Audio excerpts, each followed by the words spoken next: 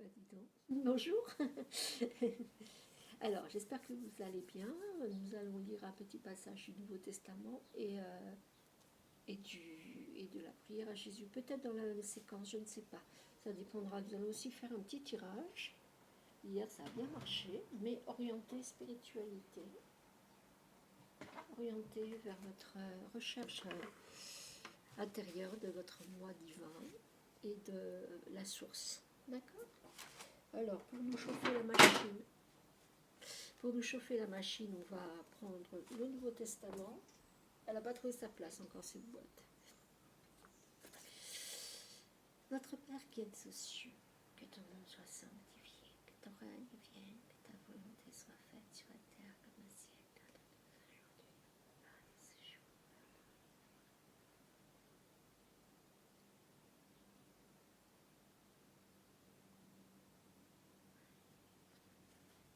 Alors hier, j'ai fait la prière en disant je vais la terminer, Satan ne m'arrêtera pas en cours de route.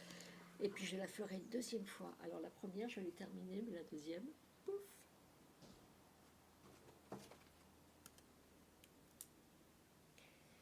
C'est comme ça. Attends, elle n'est pas longue. Appel à être prêt. Mettez une ceinture à votre taille et tenez vos lampes allumées. Soyez comme des hommes qui attendent que leur maître revienne des noces, afin de leur ouvrir dès qu'il arrivera et frappera. Heureux ces serviteurs que le maître à son arrivée trouvera éveillés.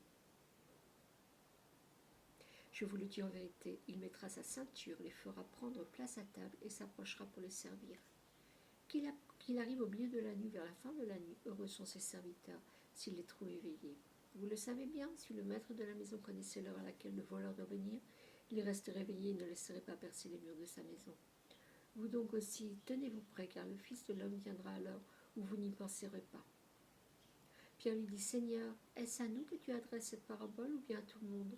Le Seigneur dit, quel est donc l'intendant fidèle et prudent que le maître établira responsable de ses employés pour leur donner la nourriture au moment voulu ?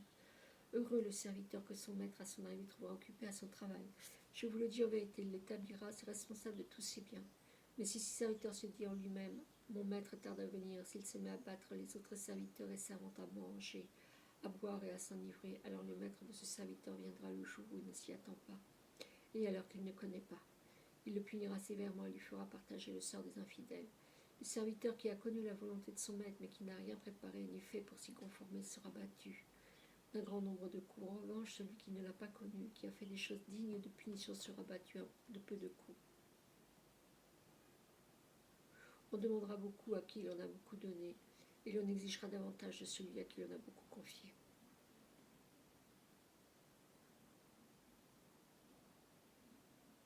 Je suis venu jeter un feu sur la terre, combien je voudrais qu'il soit déjà allumé.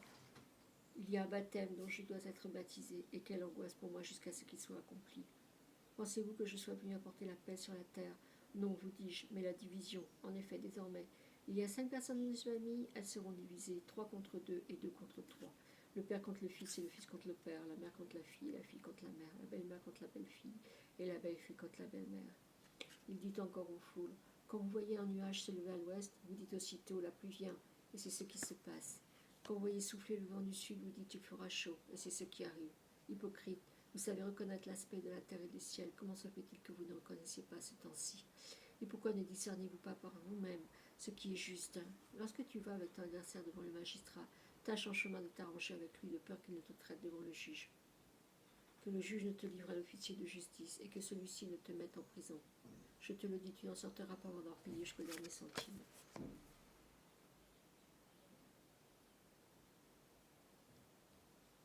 Hypocrite que nous sommes.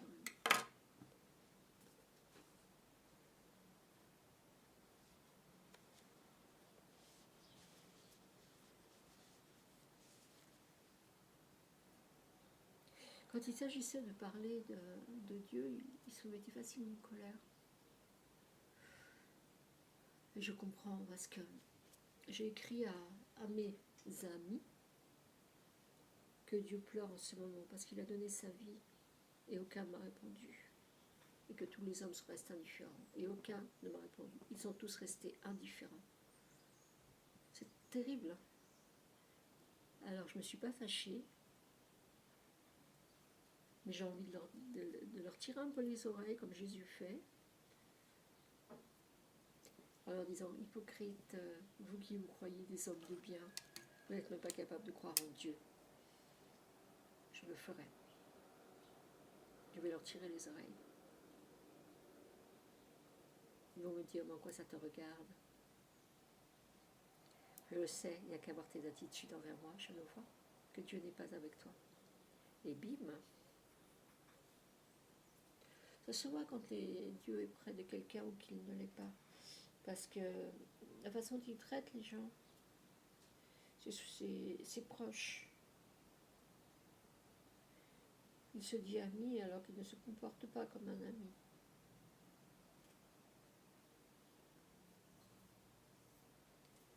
Il est bon uniquement quand il attend une récompense. Et pourquoi je suis dégoûtée comme ça? Et dès qu'une femme m'approche, j'ai l'impression que c'est une mauvaise personne. Alors les femmes, il y en a 3 qui sont venues me parler, j'y arrive pas. Elles sont malsaines, encore plus que les hommes. Ouais, sur les réseaux sociaux, je les apprécie pas du tout. Mais en règle générale, ça a toujours été comme ça, moi. Je demandais à ma mère un jour pourquoi j'étais comme ça. Elle m'a dit, tu as toujours été plus proche des garçons que des filles. On attaque le cas souffrance de Socrate de Jésus. Deuxième, ils m'ont ôté mes vêtements et m'ont percé avec des pointes de fer acérées. Pardon Seigneur. Ils m'ont ôté mes vêtements, et j'ai rien que ça.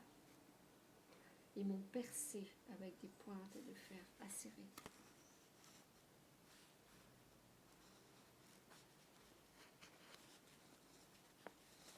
Pourquoi ça fait toujours la nausée? Il dit que c'est fait dans une cave remplie d'immondices. J'ai l'impression que rien que l'odeur, on dit qu'en enfer, ça sent très mauvais. En fait, il est allé en enfer, quoi. C'est l'enfer sur terre, mais c'était des démons qui étaient dans ces hommes, c'est pas possible.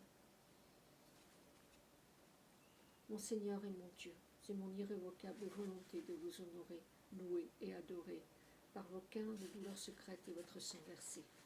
Que le très aimable Seigneur Jésus-Christ, son sacré cœur, son précieux sang, le très saint sacrifice de la messe, le très saint sacrement de l'autel, la très sainte Vierge Marie, les 9 cœurs glorieux des anges et la bienheureuse multitude des saints soient bénis, loués et glorifiés autant de milliers de fois qu'il y a de grains de sable dans la mer, de grains de terre dans les champs, de grains d'herbe sur la terre, de fruits dans les arbres, de feuilles aux branches, de fleurs dans les prés, d'étoiles au firmament, d'anges au ciel et de créatures sur terre, pour moi et tous les êtres humains désormais pour les siècles des siècles.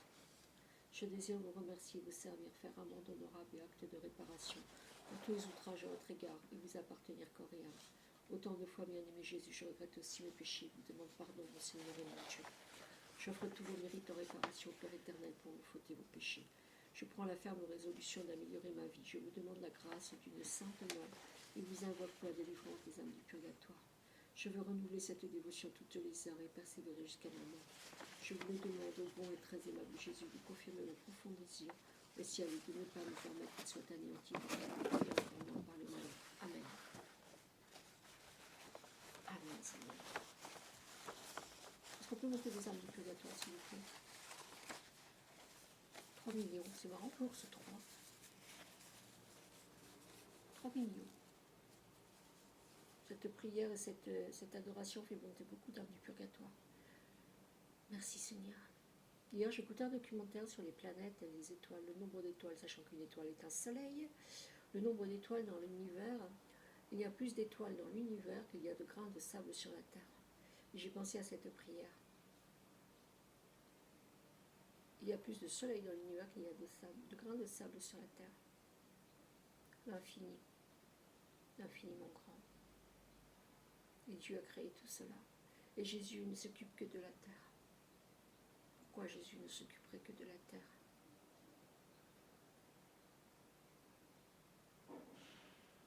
S'il y a des infinis de mondes dans l'univers. Ne percez pas le mystère. Les choses sont ce qu'elles sont. Merci Seigneur. C'est dur, hein?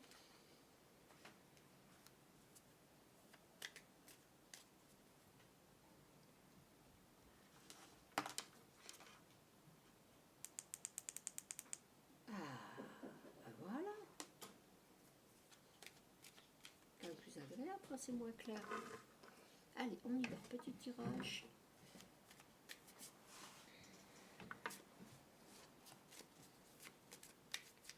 Ange de Dieu, est-ce que vous êtes là, Nathanaël? Est-ce que vous pouvez protéger ce tirage? Je ne demande pas à qui que ce soit de faire une voyance du tout. C'est juste quelques cartes symboliques pour nous aider à nous rapprocher du divin.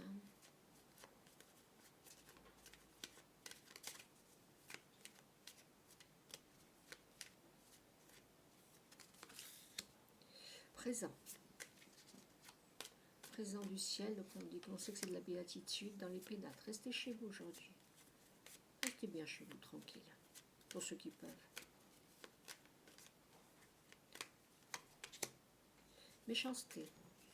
Alors c'est bizarre parce que sur cette chaîne, quand je l'ai fermée, il y a écrit vous avez 16 abonnés. Mais moi je ne les vois pas, les abonnés, j'en ai 0. Alors je ne sais pas ce que ça veut dire.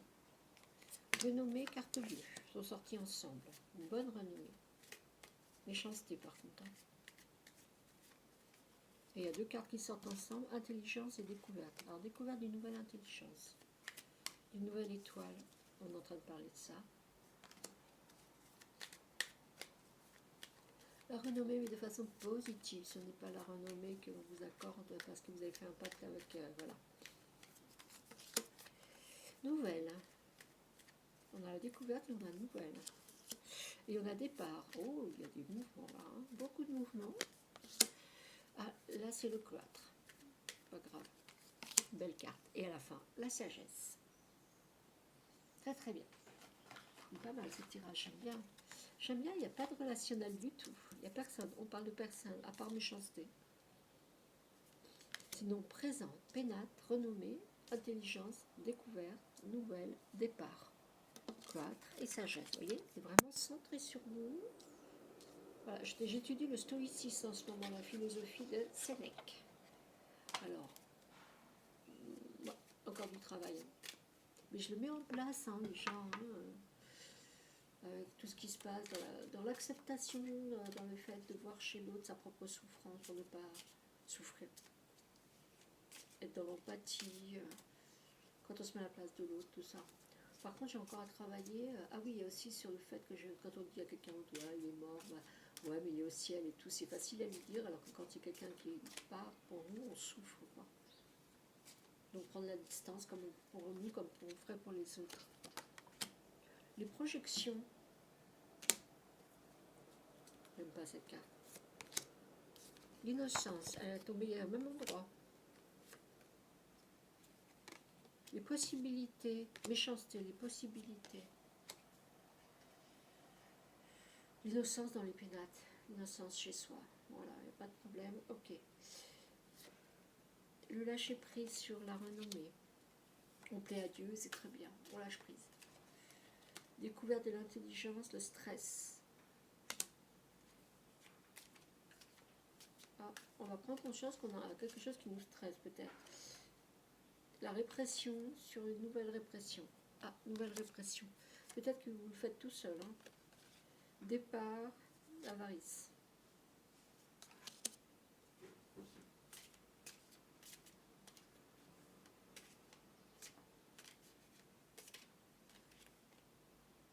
J'arrive pas à savoir si c'est quelqu'un. J'arrive pas à savoir si c'est quelqu'un.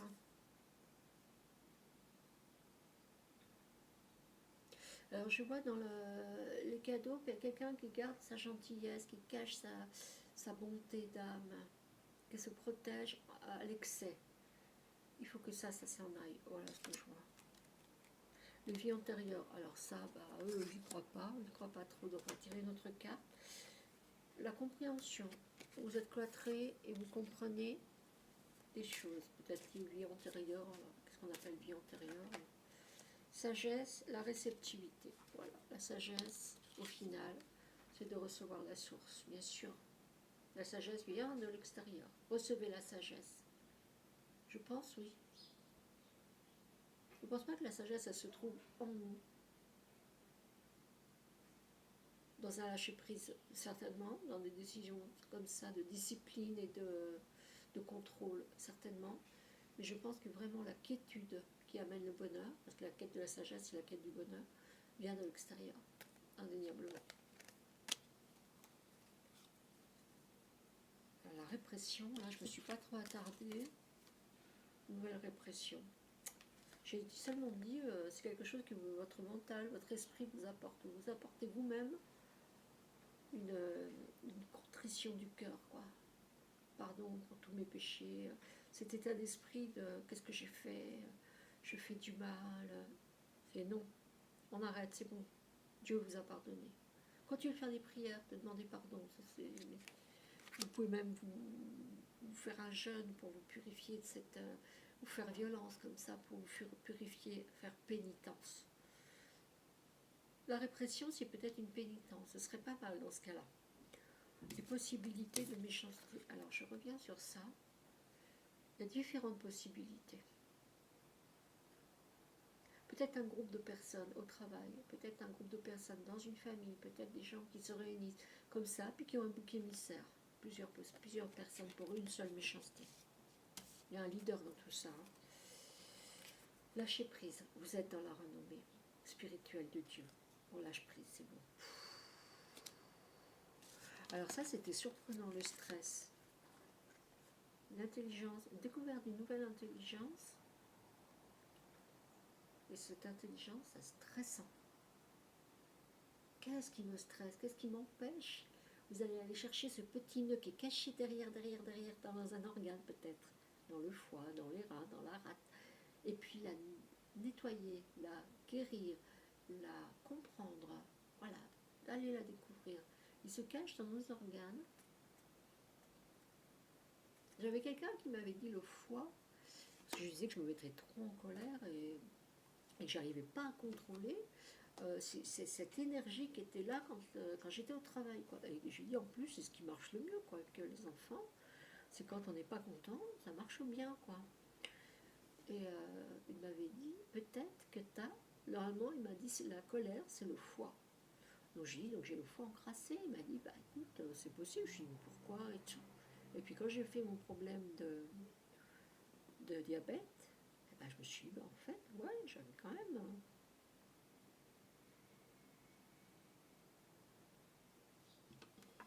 Voilà, donc ça c'est un stress qui était caché dans mon organe. Alors pourquoi le foie, pourquoi le sucre s'est mal assimilé, mal digéré? Il y a peut-être quelque chose de l'ordre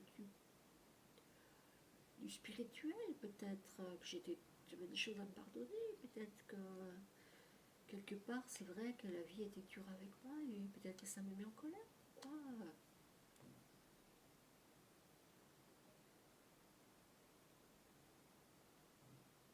J'ai arrêté beaucoup de plaisir dans ma vie et ça ne s'est jamais arrêté de devoir encore me nettoyer, encore me nettoyer, encore me nettoyer. Je ne peux plus rien accepter de l'extérieur, que ce soit des gens, de la nourriture. Dieu m'oblige à me cloîtrer. Et je sais que c'est indispensable pour le trouver. Il demande à certains de souffrir par leur corps, de vivre des stigmates, de vivre des maladies. Alors moi j'ai la maladie qui va m'obliger à me cloîtrer. D'accord? Me priver des plaisirs, me priver des relations. Et toute ma vie a été, alors que j'adorais les plaisirs, alors que j'adorais les relations, Dieu me demande de plus en plus de me... Et puis un jour, quand je serai vraiment connectée, que j'aurai vraiment ça, je sais qu'il me demandera c'est mes 40 jours de traversée du désert, quoi. On est condamné, si on veut vraiment faire la mission de Dieu, je suis persuadée qu'on est condamné à un isolement de plus en plus absolu avec l'extérieur. Hier, j'ai fermé mon compte qui me mettait en lien avec ça. J'ai dit, voilà, c'est le dernier compte qui me reste possible avec toi. Tu ne peux plus me contacter. Voilà, ça c'est fermé. Mon guérisseur, fermé. Sébastien, je ne l'ai encore pas fait. Je le ferai quand il m'écrira. Je vais couper le contact avec les deux, parce que les deux sont liés. Ils sont liés dans quelque chose. J'ai travaillé sur la psychologie, de ne pas accepter, de ne pas être OK avec des relations qui sont toxiques pour nous. Et j'écrivais hier à Sam que les deux liens ont commencé de la même façon entre eux, avec Sam qu'avec Seb. C'est-à-dire que ça s'est commencé très fort, très vite. À long mail, beaucoup de discussions, tout de suite ils ont voulu me rencontrer, tout de suite ça a été très très intense. Et tout de suite moi j'ai mis à distance, en ayant peur, quoi, en étant paniquée. Ça commence pareil. Alors j'ai dit, fort de cette expérience de 4 ans, je ne vais pas me laisser faire une deuxième fois avec Seb. Donc j'ai dit à Sam, j'espère que vous allez trouver votre... peut-être que vous ne trouverez pas ce que vous attendiez de l'autre, mais moi, voilà. Donc je n'ai plus Facebook, je n'ai plus ce compte Free, je l'ai fermé. Je n'ai plus...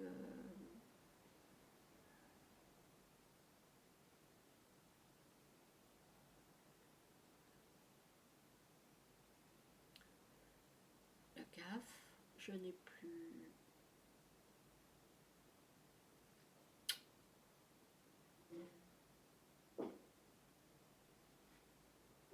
mes filles, je n'ai plus mon travail, je n'ai plus mes amis, ma famille est partie.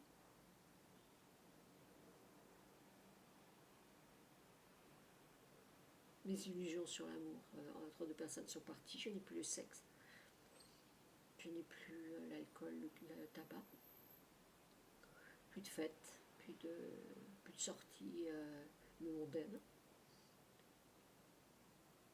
Je n'achète plus d'habits.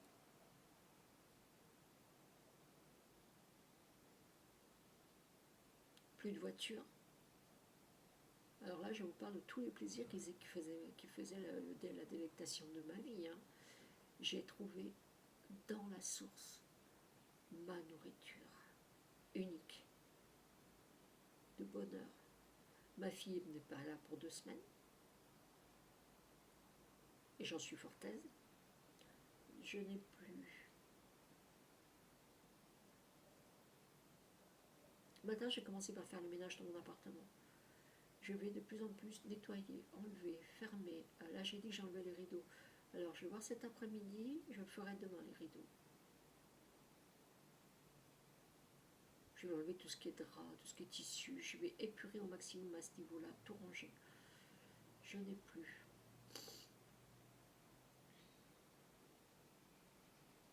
Par contre, je ne peux pas le faire du côté de la rue. Mais de ce côté-là, je peux le faire.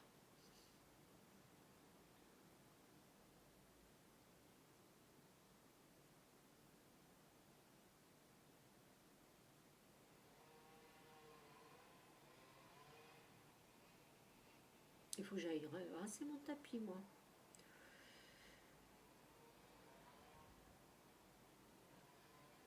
Je n'ai plus de rêve autre que me connecter à Jésus.